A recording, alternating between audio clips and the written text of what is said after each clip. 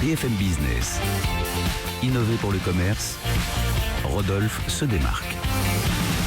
Et on retrouve comme toutes les semaines Rodolphe Bonas, PDG de CACOM. Rodolphe, comme toutes les semaines, vous avez fait le tour du monde pour nous dégoter quelques innovations. Là, vous êtes parti du côté de la Chine et vous avez découvert un truc incroyable, c'est la reconnaissance faciale. Incroyable. En fait, oui, en effet, je me suis intéressé à cette technologie de reconnaissance faciale parce que vous savez que le Uber chinois, Didi, c'est celui qui a absorbé Uber là-bas en Chine. Ah oui. Il n'y a plus de Uber. Uber a essayé, mais Didi était trop gros. Donc il y a plus de 200 ou 300 millions, je crois, de Chinois qui utilisent cette application, ce Uber local. Et en fait, ils étaient victimes d'une arnaque sur Internet tout à fait dingue. Je vais essayer de tenter de vous l'expliquer. C'est que, vous savez, quand vous commandez un Uber, on vous affecte un chauffeur.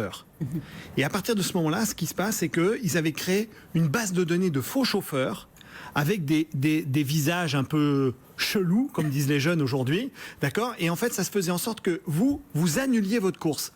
Mais quand vous annulez une course, même quand vous annulez, vous payez 10 Yann, quand même, à celui qui a posté cette image. Et donc, les arnaqueurs arrivaient à créer des faux chauffeurs. Ça s'appelle le ghost driver, c'est-à-dire les chauffeurs fantômes.